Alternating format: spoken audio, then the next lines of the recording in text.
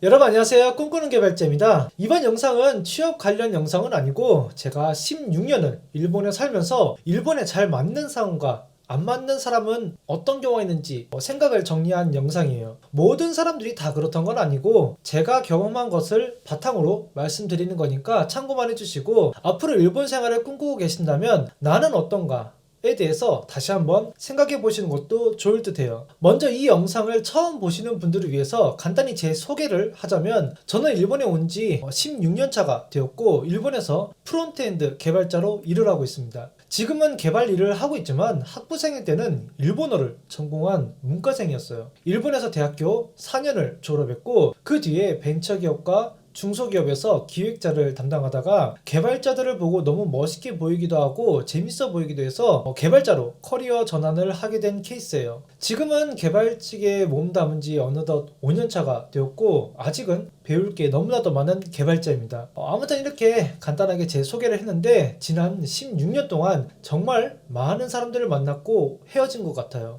그 중에는 이미 한국으로 돌아간 친구들도 있고 일본에 정착해서 일본에서 생활하고 있는 친구들도 있어요. 누구는 한국으로 돌아가고 누구는 일본에 남아있는데 어떤 차이가 있는지 궁금하지 않으신가요? 제가 하나씩 설명해 드릴게요. 제가 일본에 처음 왔을 때 가장 적응이 안 됐던 것이 기다림이었어요. 앞으로 일본에서 생활을 하려면 기본적으로 필요한 것들을 준비해야 하는데 일본 현지에서만 가능한 것들이 있잖아요. 예를 들면 통장을 개설한다던가 핸드폰을 계약한다던가 등등 여러 가지가 있는데 이게 정말로 시간이 많이 걸려요. 그냥 하루 만에 되는 거면 그러려니 할 텐데 심할 때는 몇 주가 지나야 해결되는 경우가 있어요. 먼저 통장 개설인데요. 우리가 앞으로 일을 하고 돈을 받으려면 통장이 필요하잖아요. 하다못해 핸드폰을 개통하고 싶어도 통장이 없으면 개통을 못해요. 즉 월급을 받고 물건을 사려면 통장이 필요한데 이 통장 만드는 게 저의 첫 번째 관문이었어요. 우리나라 같으면 기다리는 시간 제외하고 몇십 분이면 끝날 일이 저의 경우 1시간이 넘게 걸렸어요. 외국인이라 그랬는지 아니면은 바쁜 시간대여서 그랬는지 잘 모르겠는데 기다리는 시간이 너무 길었어요. 게다가 통장 개설 신청서가 종이에 자필로 직접 써야 해서 사전으로 한자 검색해 가면서 신청서를 작성하니 시간이 배로 걸리더라고요. 요즘엔 일부 은행은 패드로 신청서 작성할 수 있게 되었는데 아직 보급률이 좋지 않아서 모든 은행들이 패드로 신청서 작성할 수 있는 게 아니에요. 아무튼 그렇게 오래오래 기다려서 결국 통장을 개설하면 바로 카드로 ATM기 사용할 수 있을 줄 알았는데 캐시카드는 당일 지급이 안 되고 등기로 발송된다고 하더라고요. 그래서 또 일주일 동안 캐시카드를 기다렸는데 잠깐 자리 비운 사이에 우체국 아저씨가 왔다 가서 그날 못 받고 3일 후에 겨우 받을 수 있었어요. 그래서 일본에 처음 와서 열흘을 기다려서 받은 카드로 ATM을 사용했을 때 얼마나 기뻤는지 몰라요. 이런 기다림의 행복을 느끼고 싶다면 일본이 최고의 선택이 되지 않을까 합니다. 이렇게 시간 걸려서 통장을 만들었다면 이제 일본에서 연락할 수단을 만들어야 되겠죠. 바로 핸드폰을 개통해야 하는데요. 이게 또 상당히 지루해요. 이건 정말 저만의 경우인지는 잘 모르겠는데 핸드폰 개통할 때 오프라인 매장에 가서 개통을 했는데 기다리는데 30분, 일 처리하는데 1시간이 걸려요. 우리나라도 이렇게 오래 걸리나요? 제가 한국에서 알뜰폰 개통했을 때는 20분이면 개통했던 것 같은데 너무 오래 걸려서 지루하더라고요. 개통은 정말로 치가 떨릴 정도로 친절했는데요. 개통 시의 약관을 제가 보는 앞에서 다 읽어줬어요. 진행 중인 캠페인 설명과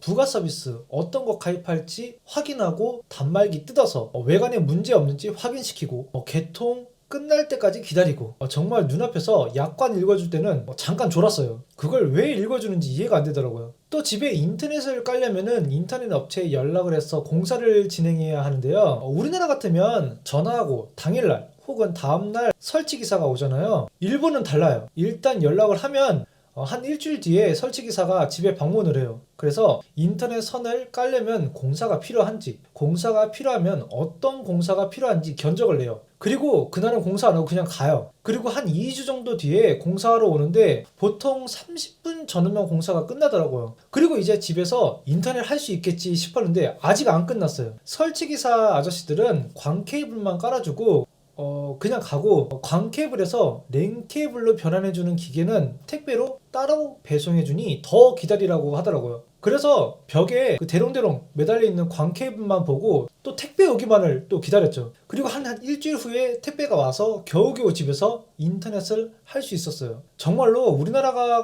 같으면 하루면 끝낼 일을 일본에서는 고작 집에서 인터넷 하는데 한 달이 넘게 걸렸습니다. 우리나라의 빨리빨리 문화는 정말 대단한 것을 실감할 수 있었는데요. 빨리빨리 대응해야 하는 입장에서는 죽어가겠지만 서비스를 이용하는 입장에서는 그렇게 편할 수가 없어요. 아마 이런 기다림에 익숙하지 않다면 일본은 어쩌면 살기 힘들 수도 있지 않을까 생각을 해봤어요. 그렇다고 맨날 기다리는 삶을 살고 있는 건 아니고 가끔씩 이런 일이 있으니 너무 걱정은 안 하셔도 될 듯해요. 두 번째는 향수병입니다. 고향을 그리워하는 마음인데요. 경험상 보통 여성분들이 향수병을 잘 겪으시더라고요. 저의 경우도 그렇고 주변 분들을 보면 주기적으로 이런 현상이 일어나는데 주로 3개월 단위로 향수병 증상이 나타나고요. 연고가 있지 않은 이상 보통은 단신으로 일본에 오게 되고, 일본에 오게 되는 연령대는 20대가 대부분인데요. 그동안 부모님 밑에서 지내오다가 이제 외국에서 혼자 생활을 하려고 하면 생각지도 못한 문제에 직면하게 되는 경우가 많아요. 당연한 이야기지만 요리나 빨래 같은 건 스스로 해결해야 되고, 나의 입장을 잘 이해해 줄 수 있는 사람이 주변에 적거나 없다 보니 자연스럽게 외로워지게 돼요. 하지만 아무리 외로워도 유학생이면 공부를 해야 되고 직장인이면 일을 해야죠. 이걸 즐기는 사람이면 문제가 없는데 그러지 못한 사람이면 이 스트레스는 점점 쌓이게 될 거고 어느 순간 폭발하게 될 거예요. 그 폭발하는 순간은 사람마다 다른데 몸이 아픈데 나를 케어해 줄 사람이 없을 때라든지, 조용한 방에서 혼자 밥 먹을 때, 지질이 나서 너무 무서울 때, 집에 바선생이 돌아다닐 때, 직장 스트레스를 받을 때, 생활이 무료하다고 느껴질 때 등등이 있어요. 특히 지금까지 한국에서는 보지 못한 집에 검지손가락만한 시꺼먼 바선생이 돌아다닐 때 높은 확률로 향수병이 꿈틀댈 거예요. 전 처음 일본에서 바선생을 봤을 때 정말 일본을 선택한 걸 아주 잠깐 후회한 적이 있었어요. 그때가 제가 일본에 온 지 3일차 되던 때였었는데 확률적으로 3일에 한 번씩 바선생을 만나게 된다면 정말 높은 확률로 한국에 돌아가지 않을까 생각했었어요. 향수병이 걸리는 원인 여러 가지가 있겠지만 주로 제가 보고 듣고 경험한 경우는 이런 경우였어요. 이 외에도 다른 경우가 있다면 댓글로 남겨주세요. 세 번째로는 마음을 나눌 수 없을 때 일본이 나랑 잘 안 맞다고 느끼는 경우가 있는데요. 이건 한국 사람과 같이 일본 사람과 같이 여러 번 대화를 하다 보면 느끼는 부분이에요. 일본 사람은 겉과 속이 다르다고 자주 들었을지 모르겠는데 사실 저는 일본에 처음 왔을 때 그 말을 안 믿었던 사람 중 하나였어요. 왜냐하면 일본 인구가 1억이 넘는데 그 1억 명이 넘는 사람들을 근거도 없이 죄다 겉과 속이 다른 사람이라고 퉁친다는 게 너무 신뢰가 되지 않는 주장이라고 생각하기 때문이에요. 일본에서 16년 지낸 저는 일본인은 겉과 속이 다르다는 주장에 대해서 그럴 수도 있다는 생각이에요. 저도 16년 살면서 겉과 속이 다른 사람들을 여러 만나봤고 어이없는 경우도 많이 있었는데 그 정도 확률은 한국에서도 종종 있었어요. 단지 확률의 문제이지 모든 일본 사람이 죄다 겉과 속이 다르다는 건 아니라는 결론이에요. 특히나 일본의 20대의 경우 겉과 속이 다른 사람은 거의 못 본 것 같아요. 40, 50대 이상 사람들에게서 이런 경우는 자주 경험했어요. 저는 실제로 이런 경험을 했었는데요. 일본에 와서 친하게 지낼 사람들도 없는 상황에서 우연히 일본인 친구를 만나게 돼서 자주 이야기를 하게 됐어요. 저는 제 이야기를 잘 들어주고 또 잘 이야기해주니 친해진 줄 알았는데 그게 아니었더라고요. 자세한 이야기는 생략하겠는데 그 뒤로 저는 이게 사람들이 말하던 겉과 속이 다르다는 경우라는 것을 알았어요. 이런 경우가 서너 번 정도 있었는데 저는 그러려니 하고 넘어가는데 다른 사람들은 이 때문에 한국에 돌아가는 경우가 있었어요. 근데 이게 별거 아닌 듯 싶지만 경우에 따라서는 꽤 데미지를 크게 입을 때가 있는데 그게 누군가를 좋아할 때였어요. 내가 누군가를 좋아해서 마음을 열었고 상대방도 나의 사인에 반응을 해줬는데 뚜껑 열어보니까 그게 본심이 아닌 거야. 이러면 마음의 상처를 받고 일본이라는 땅에서 숨 쉬는 것도 싫어지게 되어 있어요. 아까 말씀드렸듯이 혹시나 향수병에 걸려서 누군가에게 의지하고 싶은 마음이 생길 때 마침 마음에 드는 이성이 나타나면 나도 모르게 상대방에게 마음을 열게 되는데 나의 약한 부분을 노출하게 되는 상황이니 상처받기도 쉬워지게 돼요. 실제로 주변에서 이런 경우가 있어서 한국에 돌아가는 경우도 있었어요. 한 가지 팁을 드리자면 이때 이런 상황을 견딜 수 있는 방법이 몇 가지 있는데요. 첫째는 내가 왜 일본에 왔는지 다시 한번 상기하는 거예요.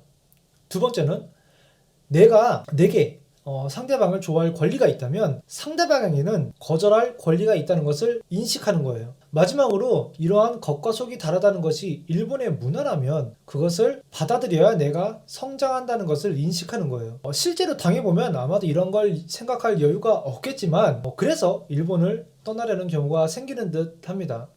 마지막으로는 생활 수준인데요. 저는 일본에서 16년 동안 지내면서 한국에 사는 제 친구들이나 가족들을 보면서 가끔 현타가 올 때가 있었어요. 한국에 사는 내 친구들이나 가족들은 다들 차가 한 대씩 있고 일본에서는 상상도 못할 넓은 집에서 살고 있는데 나는 고생고생해서 겨울이면 집에서 입김 나오는 집에서 살 때가 너무 힘들더라고요. 우리나라에서 살고 있는 한국 사람은 잘 이해가 안 되겠지만 일본 집은 겨울에 너무 추워요. 한국은 보일러 키면 집에서 반팔, 반바지로 다니지만 일본에서는 상상도 못해요. 지금은 제가 이사를 해서 그나마 좋아졌지만 이전에 살던 집에서 있었던 에피소드를 하나 말씀드리자면 어느 날 자고 일어났는데 코가 너무 시려서 방 안 온도계를 보니까 5도였어요. 영상 5도. 혹시나 하고 이불 속에서 머리만 내밀고 호호하고 숨을 내쉬니까 입김이 보이더라고요. 제가 잠자리에서 입김을 본 게 군대 혹한기 훈련 때가 처음이었는데 일본에서 처음 겨울을 지낼 때는 매일이 혹한기였어요. 난방을 계속하면 될 것 같은데 그게 또 쉽지 않은 게 우리나라처럼 온돌이 아니다 보니 난방을 계속하면 공기도 건조해지고 공기가 건조해지니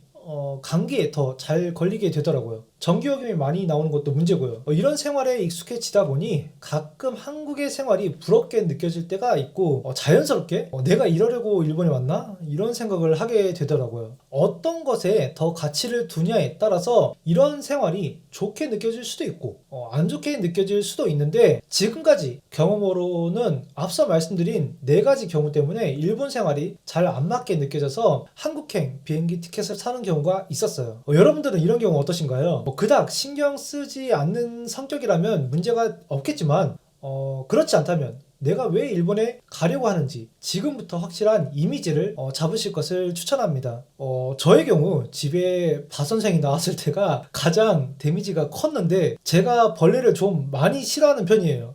이건 16년이 지난 지금까지도 익숙해지지 않고 있어요. 저의 마음에 공감이 되신다면 댓글로 손 한번 흔들어 주시면 복 받으실 거예요. 마지막으로 제가 저번 영상에서 제가 도와드릴까요? 도와줄까요? 를 일본어로 어떻게 표현하는지 퀴즈를 냈었는데요. 정답은 모시 요로시케레바 오테츠다이 시마쇼우까가 정답입니다. 혹시 여기서 제가 도와줄까요? 를 직역해서 와타시가 테츠다테 아게마쇼우까 라고 표현을 하면 상당히 신뢰가 되는 표현이 돼요. 마치 도와준 사람이 손 윗사람이고 도움을 받는 쪽이 손 아랫사람으로 인식되기 쉽기 때문에 이런 표현은 일본인의 기분을 잡치게 만드는 표현이 돼요. 때문에 무엇 해주다 라는 표현에 시대 아게루는 사용하지 않고 동사를 마쇼형으로 바로 변형해서 표현하시면 됩니다. 여기서 중요한 것은 모시 요르시케레바 라는 표현인데요. 이 표현을 넣으면 상당히 일본인스러운 표현이 돼요. 직역을 하면 혹시 괜찮다면 으로 표현할 수 있겠네요. 또한 행동하는 주체가 나일 경우 나라는 존재를 굳이 밝히지 않는 게 일본어의 특징이에요. 지금의 예문의 경우 도움을 주는 주체는 나 이외에는 다른 여지가 없기 때문에 주어인 나를 생략하는 것이 자연스럽습니다.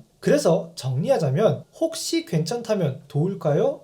를 일본어로 표현하는 것이 더 자연스러운 표현이 됩니다. 조금 도움이 되셨나요? 아직 일본에 익숙하지 않은 분들은 이런 문제가 많이 생겨요. 문법적으로는 문제가 없는데 표현에 있어서 문제가 있어서 일본인과 커뮤니케이션이 안 되는 안타까운 경우가 있어요. 이러한 커뮤니케이션 문제는 또 어떤 것들이 있는지 궁금하신 분들이 계시다면 댓글로 남겨주세요. 반응이 좋다면 다른 영상에서도 다뤄보겠습니다. 제가 준비한 영상은 여기까지입니다. 아직도 좋아요와 구독을 누르지 않으셨다면 지금 꼭 눌러주시고, 일본 취업에 흥미가 있으신 분은 영상 설명란에 일본 취업 서적을 구매할 수 있는 링크를 남겨놓고 있으니 읽어보시고 꼭 일본 취업에 성공하시길 바랍니다. 그럼 저는 더 좋은 영상으로 여러분들을 다시 찾아뵙겠습니다.